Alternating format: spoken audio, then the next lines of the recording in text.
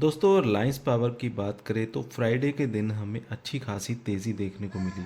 इसके बीच में एक बड़ी अपडेट निकल कर आ रही है जिसको इस वीडियो के माध्यम से हम डिस्कस करेंगे। रिलायंस पावर जो कि पूरी तरह कर्ज मुक्त हो चुकी है और नए सेक्टर में एंट्री करने जा रही है और कंपनी एनर्जी स्टोरेज के बिजनेस में भी आ चुकी है और सरकारी टेंडर भी प्राप्त कर चुकी है। क्या आने वाले समय में रिलायंस पावर में तेज़ी की संभावना बन सकती है, क्योंकि कंपनी का जो शेयर है वो आईपीओ प्राइस से बहुत नीचे है। क्या आने वाले समय में बेहतर उम्मीद की जा सकती है। साथ में हम जयप्रकाश पावर वेंचर्स लिमिटेड को डिस्कस करेंगे। बोर्ड मीटिंग हुई थी, उसमें क्या फैसला लिया गया इसके बारे में भी जानेंगे। क्या है वो फैसला, उसे समझने की भी कोशिश करेंगे। जेपी पावर जो कि अच्छी परफॉर्मेंस दे रही है और प्राइस भी इसका करीब करीब कौड़ियों के भाव है अभी। क्या आने वाले समय में जेपी पावर भी कमाल कर सकती है, जानने की कोशिश करेंगे इस वीडियो के माध्यम से। क्वार्टर फोर भी आने वाला है और क्वार्टर फोर से क्या उम्मीद लगाई जा सकती है। दोस्तों आगे बढ़ने से पहले अगर आपने अभी तक अपना डीमैट अकाउंट ओपन नहीं किया तो वीडियो के डिस्क्रिप्शन में मैंने लिंक्स दे रखे हैं कुछ अच्छे डीमैट अकाउंट्स के, जिनमें के लिंक्स पे क्लिक करके आप फ्री में अपना डीमैट अकाउंट ओपन कर सकते हैं और अपनी ट्रेडिंग और इन्वेस्टमेंट की जर्नी को स्टार्ट कर सकते हैं। फ्राइडे के कारोबार की बात करें तो 37 रुपये 80 पैसे के ऊपर क्लोजिंग थी और 3.68% की तेज़ी हमें यहाँ पे देखने को मिली। स्टॉक निचले स्तर से फिर भागने को तैयार है क्योंकि बाज़ार ने साथ देना शुरू कर दिया है और पिछले हफ्ते की बात करें तो अच्छी खासी तेज़ी हमें देखने को मिली। तो अब जो बड़ी अपडेट निकल कर आ रही है, रिन्यूएबल एनर्जी सेक्टर जो कि काफ़ी सारे जो जॉब्स हैं वो क्रिएट कर सकता है। तो सरकार ने जैसा कि टारगेट रखा है 500 गीगावाट्स का 2030 तक, उसके लिए सरकार की तरफ से बहुत सारी जो हेल्प है वो कंपनीज को दी जा रही है। सोलर और विंड एनर्जी में, रिन्यूएबल एनर्जी में हम देखें तो काफ़ी ज़्यादा जॉब अपॉर्चुनिटी निकल कर आ रही है। 2023 की बात करें तो रिन्यूएबल एनर्जी सेक्टर में 10 लाख के करीब इंडिविजुअल हाइड्रो पावर जो जॉब्स हैं वो क्रिएट हुई थी और hydro power alone accounted for around 4,53,000, यानी कि 4,53,000 जॉब्स सिर्फ हाइड्रो पावर में ही जनरेट हुई हैं और ये सेकंड लार्जेस्ट एम्प्लॉयर है सोलर फोटोवोल्टिक में, यानी कि पीवी सेक्टर में। और यहाँ पे 3,18,600 जॉब्स क्रिएट हुई जिससे कि 9.7 गीगावाट की सोलर कैपेसिटी भी यहाँ पे ऐड हुई है। और यहाँ पे गौतम दास जो कि क्लीन टेक के सीईओ हैं, उनका कहना है कि 8.5 मिलियन जॉब्स यहाँ पे अभी जनरेट होंगी रिन्यूएबल एनर्जी के सेक्टर में 2050 तक और 30 लाख करोड़ की इन्वेस्टमेंट अभी आनी है 2030 तक।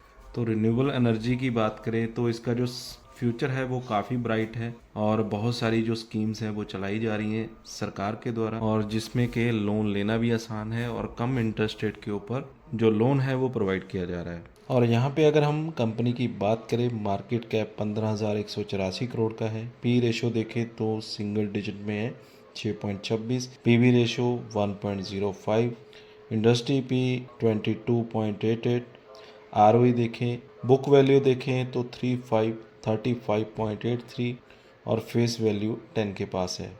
और देखें तो बाकी स्टॉक जो है वो काफ़ी सस्ता। रेवेन्यू की बात करें तो दिसंबर 23 में 1999 करोड़, मार्च 24 में 2,194 करोड़, जून 24 में 2,069 करोड़, सितंबर 24 में 1,963 करोड़ और दिसंबर 24 में 2,159 करोड़। देखें तो क्वार्टर ऑन क्वार्टर बेसिस पे भी रेवेन्यू बढ़ा है और ईयर ऑन ईयर बेसिस पे तो बढ़ा ही है। प्रॉफिट देखें तो दिसंबर 23 में 11, अगर प्रॉफिट की बात करें दिसंबर 23 में कंपनी भारी भरकम लॉस में थी 1137 करोड़, मार्च में 398 करोड़, ये कम होता गया और आप देख सकते हैं सितंबर 24 में कंपनी प्रॉफिट में आ गई 2,878 करोड़ का कंपनी ने प्रॉफिट जनरेट किया। लेकिन यहाँ पे आपको बता दूं ये अदर इनकम से जनरेट हुआ प्रॉफिट है और फाइनली जो कंपनी ने प्रॉफिट जनरेट किया 41.95 करोड़ का, यानी कि कंपनी लॉस से प्रॉफिट में आ चुकी है और आने वाले समय में रिलायंस पावर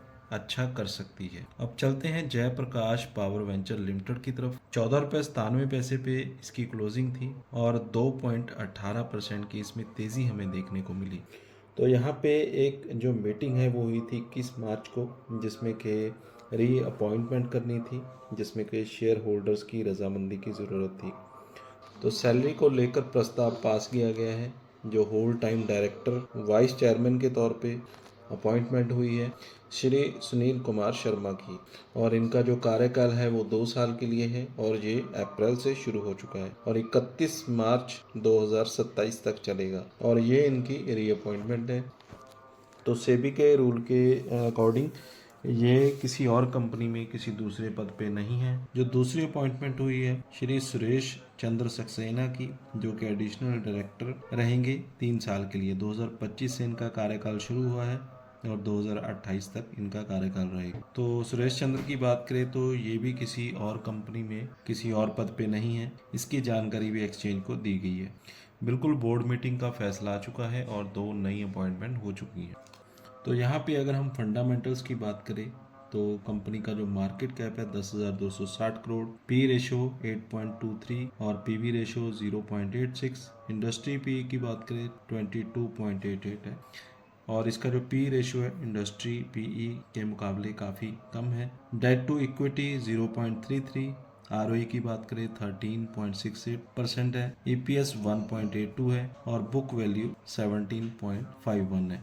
देखा जाए तो अपनी इंडस्ट्री के हिसाब से शेयर काफ़ी अच्छा है, काफ़ी सस्ता है और अपनी बुक वैल्यू से भी स्टॉक नीचे है। तो सिमिलर कंपनियों के हिसाब से इसका जो पी रेशियो देखें तो एनटीपीसी का 15.50 है, power grid corporation 16.94, Adani power 15.63, Adani green का 103.84, टाटा पावर का 31.30, Adani energy 58.06, JSW energy 52.10, JP power ventures 6.62, यानी कि अपनी फील्ड के हिसाब से भी इसका जो पी रेशो है काफ़ी कम है, यानी कि स्टॉक काफ़ी सस्ता है।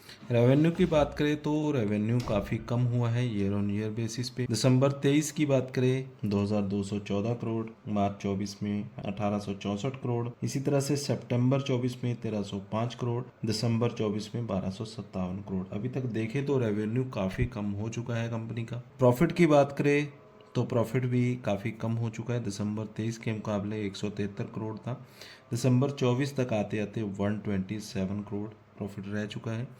और पिछले क्वार्टर की बात करें तो 183 करोड़ था, जो कि ठंडी की वजह से बिजनेस में कमी आई है, प्रॉफिट में भी कमी आई है। अभी उम्मीद कर सकते हैं कि आने वाले क्वार्टर 4 में कंपनी का रिजल्ट जो है वो अच्छा आएगा। तो दोनों कंपनीज़ का एनालिसिस मैंने यहाँ पे आपको बता दिया है।